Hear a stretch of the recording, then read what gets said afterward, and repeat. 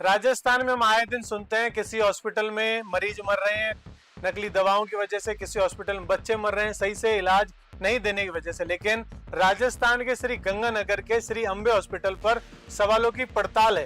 कारण है हॉस्पिटल जो नियम कानून है उन्हें ताक पे रखकर चलाया जा रहा था। श्री गंगानगर का नामी हॉस्पिटल श्री अंबे हॉस्पिटल, बाहर से बड़ा अस्पताल, बड़े बड़े दावे, लेकिन अब स्वास्थ्य विभाग की जांच के बाद सवाल भी उतने ही बड़े खड़े हो गए। सवाल ये नहीं कि आज छापा क्यों पड़ा।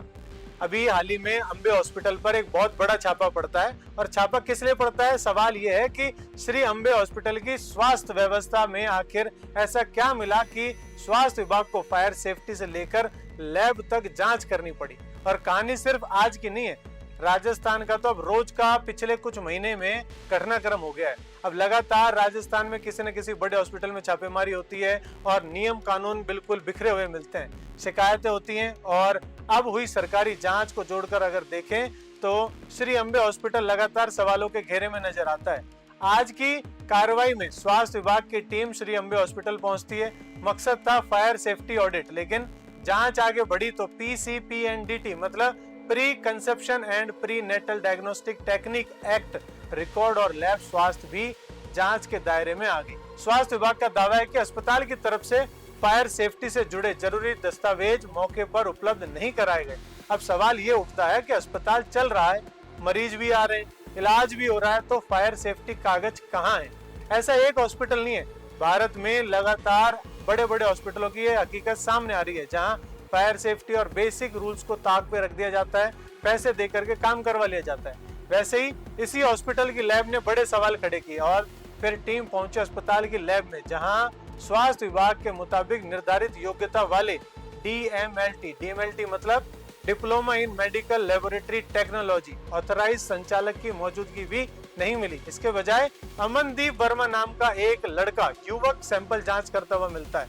पूछताछ हुई तो युवक ने बताया कि वह 12वीं पास है और करीब 2 साल से यहाँ काम कर रहा है। मतलब जब उसने 10वीं पास करी तब से वो उस हॉस्पिटल में काम कर रहा है। मतलब मरीजों की जान के साथ खिलवाड़ हो रहा था। अब जरा सोचिए, जिस जगह मरीज अपनी बीमारी की रिपोर्ट पर भरोसा करता है, वहाँ सैंपल जांच की जिम्मेदारी किसके हाथ में है?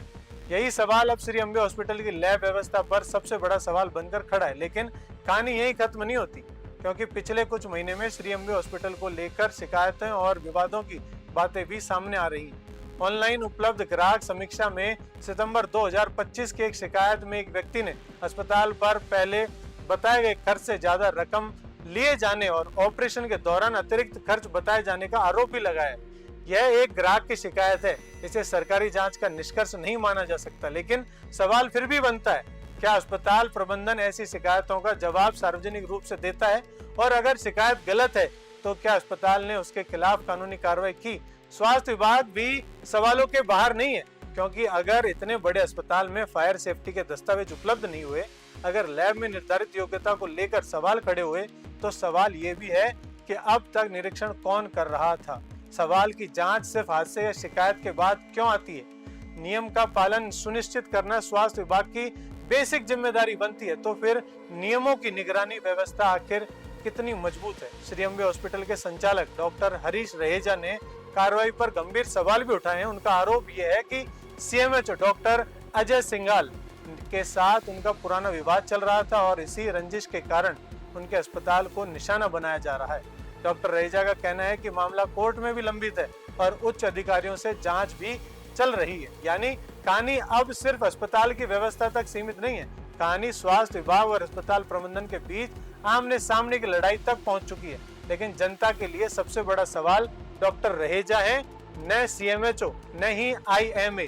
जनता का सवाल है, अस्पताल में इलाज लेने वाला मरीज कितना सुरक्षित है? अगर फायर सेफ्टी के कागज नहीं मिले तो मरीजों की सुरक्षा का क्या? अगर लैब में स्टाफ की योग्यता पर सवाल है तो जांच रिपोर्ट पर भरोसा कैसे करें? और अगर अस्पताल प्रबंधन कहता है कि कार्रवाई रंजिश में हुई, तो फिर जांच की पूरी रिपोर्ट सार्वजनिक करनी चाहिए। स्वास्थ्य विभाग का कहना है कि जांच में मिली कमियों की रिपोर्ट स्वास्थ्य विभाग के निदेशक और जिला कलेक्टर को भेजी जाएगी। यानी अब गेंद प्रशासन के पाले में है। जरूरत है सिर्फ श्री अंबे हॉस्पिटल की आज की जांच नहीं, बल्कि पिछले कुछ महीनों के रिकॉर्ड भी खंगाले जाएं।